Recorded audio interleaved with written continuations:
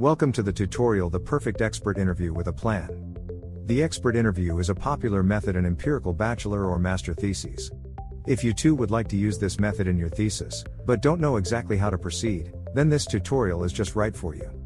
In just a few minutes you will be optimally equipped to carefully plan your own expert interview.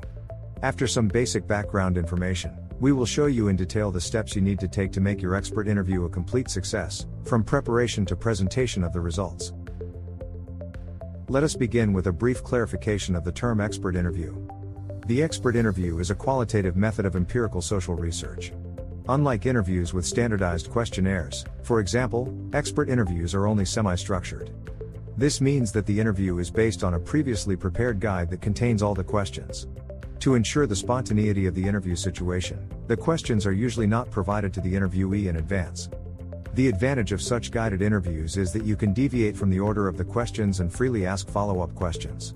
Expert interviews can be conducted in person, by telephone, by email, or in an online meeting. Although each form has its advantages, a face-to-face interview is always preferable.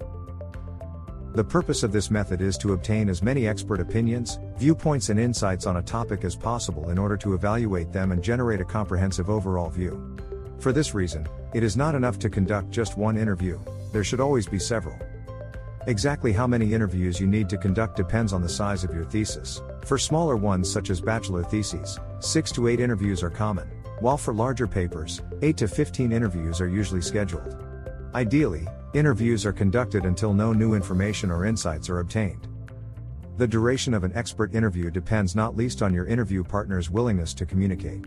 However, a rule of thumb is a duration of 30 to 45 minutes. With this background knowledge, we can now look at the individual stages into which an expert interview can be divided. Overall, there are 3 main stages: preparation, execution, and evaluation. Each stage involves certain work steps. In the preparation stage, the first step is for you to acquire enough expert knowledge about the topic of the interview so that you are able to find a suitable expert for the interview and create an appropriate guide. Read as deeply as possible into the subject matter and familiarize yourself with the central terms. Only in this way will you be able to communicate with your conversation partner at eye level. Who qualifies as an expert depends on your field of study and topic. What is crucial is the social role or function of the potential interviewee. As a general rule, the person in question should have above average knowledge and experience in the respective field. That said, an expert can be a scientist, a member of an organization, an authority, or even a criminal. In any case, the selection of your target group must be well justified. To find an expert for your interview, you can use contacts from your own network, for example through university employees. Another option is to search on your own, for example at conferences and trade fairs or in social media such as LinkedIn and Crossing. Once you have made your selection, the next step is to contact and arrange a binding appointment with the potential interview partner. Communicate your request clearly, explain why you have selected the person, and explain exactly what is expected of him or her. It is also important that you contact the person as early as possible and possibly have the appointment confirmed shortly before the interview. The final step in the preparation stage is the creation of a guide. Even if the guide is only a working aid, all questions must be carefully considered and fit the main question of your thesis. This is the only way to ensure that you receive useful information that will help you achieve your research goal.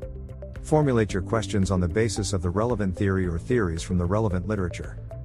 For the sake of clarity, you should divide your questions into several thematic blocks and provide them with a large font size. Write the guide in such a way that it could in principle also be used by any other researcher without any problems. At the end, you should ask your fellow students to check whether your questions are understandable and complete. In addition to the questions, the guide can also contain comments on the start of the interview. This includes, for example, what information you would like to share about yourself and the research objective without influencing the interview partner in a tendentious way. Now the time has come to conduct the interview. First of all, it is crucial to create suitable conditions, ensure an undisturbed atmosphere for the interview, check the functionality of the recording device, inform your interviewee about the anonymous treatment of the data, again obtain consent to record the interview and ask the interviewee to sign a privacy statement. The actual interview begins with an impulse to talk. Try to be as neutral as possible and refrain from making judgmental statements. Find an introduction that gets the interviewee in the mood for the topic of conversation. For example, you could outline the reason for your research project and again express your need for questions. To ensure that the interviewee reveals as much of their expert knowledge as possible, you must always ask open questions. Likewise, leading questions should be avoided at all costs, because otherwise there is a risk that the interviewee will adapt the answers to your supposed wishes. To steer the conversation, it is a good idea to start with the overriding question and to ask a sub-question if the conversation does not progress as desired. In any case, it is important to listen carefully and let the interviewee answer and finish in peace. Afterwards, you still have the opportunity to ask specific follow-up questions. After the interview, the most laborious part of the overall process begins, the evaluation. The prerequisite for this is that the recorded interview is transcribed, i.e. written down word for word. Transcription is the most time-consuming step. Experience shows that transcribing takes 5 to 8 times as long as the interview. Therefore, plan enough time. 3 types of transcription are distinguished: simple transcription, advanced transcription, and complex transcription. While in the simple transcription only the actual spoken word is transcribed, in the advanced transcription also gap fillers, stresses and emotional expressions are taken into account. In the complex transcription, pauses in speech, inhalation and exhalation, and in certain cases speech rate and pitch are also marked. Which form you should use depends on your particular research project. Once the interview has been transcribed, the data is systematically analyzed, the individual utterances or text elements are checked for their meaning and summarized into certain concepts.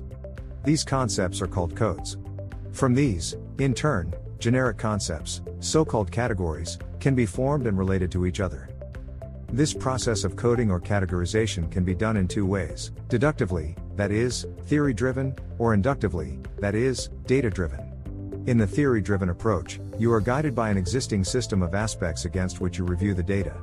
In the data-driven approach, on the other hand, your results develop gradually on the basis of the data material. To check the reliability of your results, you can use intra or inter-coder rating. In intra-coder rating, the data material is coded several times by the same person. In inter-coder rating, the coding is done by different persons. In this way, it is checked whether comparable results are achieved. Finally, you need to present your results visually. Tables are recommended for this purpose. Create the tables in such a way that you get a comparative overview of the categories and different positions of the respondents. It is important to clearly separate direct quotes, i.e. what was actually said, from your thoughts about it. Need to print and bind your thesis? Order conveniently online now. At thesis.me you will benefit from brilliantly low prices, super fast processing and many other top services. Standardized and creative paper and binding options. 3D preview with innovative look inside the book option. Optional book publication with ISBN number. Variety of vouchers and coupons to save money. Free shipping to your home or university. Free guides on studying and doing a doctorate. And much more.